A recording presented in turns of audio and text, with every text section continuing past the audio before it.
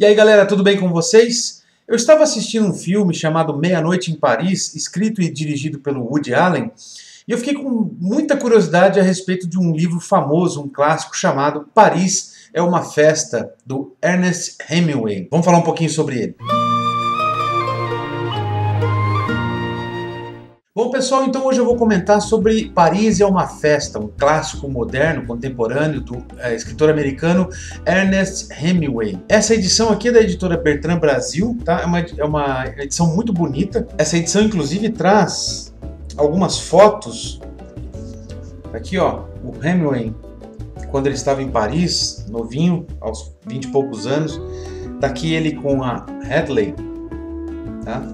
Aqui ele com o filho, é muito bacana essa edição aqui. A fonte, não sei se vai dar pra ver, eu vou tentar botar bem pertinho aqui, ó. Não sei se ele foca aí. A fonte parece de letras datilografadas, né? E essa capa tá muito bonita, né? Parece que é um vinho sendo colocado numa taça, provavelmente é isso, porque os escritores dessa época aqui bebiam muito. Então aqui Hemingway tenta retratar Paris dos anos 20, onde muitos escritores americanos e de outras nacionalidades simplesmente migraram, se mudaram para Paris para poder ter inspiração e viver uma vida poética e boêmia para escrever os seus próprios romances. O que empolga muito nesse livro é o realismo que Hemingway usa em todos os livros que ele escreve, e aqui não ia ser diferente. Só que neste livro, Hemingway é um pouco mais ameno, porque dizem os especialistas e quem escreve a respeito dele, de que nos outros romances, que ele fala muito sobre as suas experiências com a Primeira Guerra, por exemplo, ele é muito mais contundente, um realismo muito mais cru, ácido, duro, né? Nesse caso aqui, não, ele é um pouco mais suave, ele retrata uma Paris mais poética, mais boêmia. Uma outra coisa muito interessante de se observar nesse livro é como é o processo criativo do Hemingway.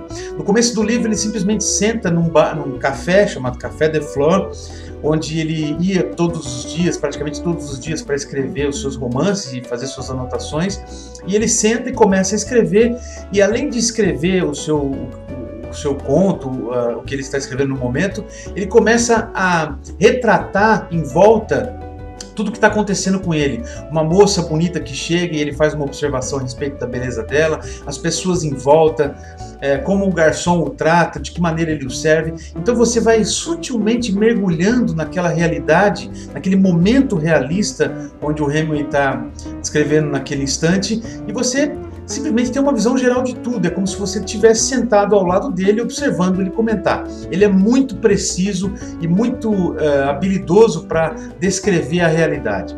Além dessas descrições bastante interessantes sobre a atmosfera daquele momento, o livro também mostra passagens interessantes como era a dificuldade de viver naquela Paris daquele momento. Eles eram muito pobres, tinham pouquíssimas condições, praticamente não tinham móveis dentro de casa, não tinham alimento, e nem por isso aqui ele mostra uma melancolia ou um desespero. Não, ele queria viver dessa maneira. Ele achava, por exemplo, que passar fome, a sensação aguda de fome deixava ele mais inspirado, conseguia tirar de dentro dele toda a inspiração que ele precisava. Bom, isso era uma observação dele próprio, eu não sei quanto aos outros escritores se concordam com isso, mas essa era uma maneira, por exemplo, dele instigar o mais profundo sentimento dentro de si para poder escrever. De acordo com o que ele escreve, a esposa dele era uma total companheira, uma aliada mesmo nas grandes dificuldades, e ela gostava de viver essa aventura difícil, dura, porém tão romântica em Paris. O livro é brilhante, pessoal. Hemingway escreve de uma forma extremamente simples e extremamente cativante. Aqui está ele mais velho, já no final dos anos 20. Ele escreve bastante, ele descreve um pouco sobre a sua relação com Gertrude Stein. Tá aqui, ó, essa senhora sentada aqui, tá vendo nessa sala? Gertrude Stein era uma intelectual, né? Era uma das cabeças pensantes daquela geração. Ela inclusive, que denomina a geração de geração perdida, ela batiza aquela geração de escritores de geração perdida que ficou perpetuada pela literatura.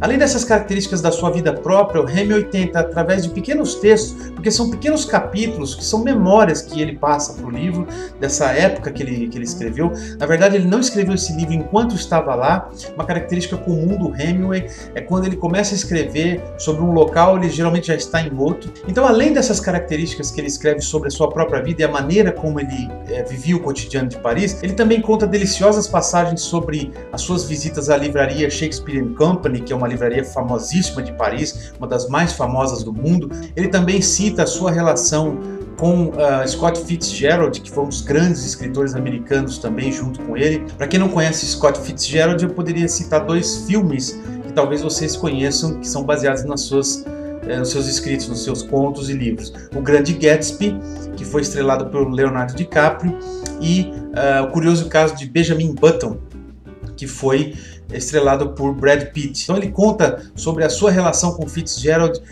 como Fitzgerald sucumbiu à bebida e à sua vida boêmia. Ele teve grandes dificuldades por conta disso, ele relata algumas delas aqui. Então nesse livro você vai fazer realmente um mergulho na Paris dos anos 20, nas festas, nos dramas dos escritores, nas dificuldades que eles tinham e nas análises feitas por Hemingway de maneira bastante sutil.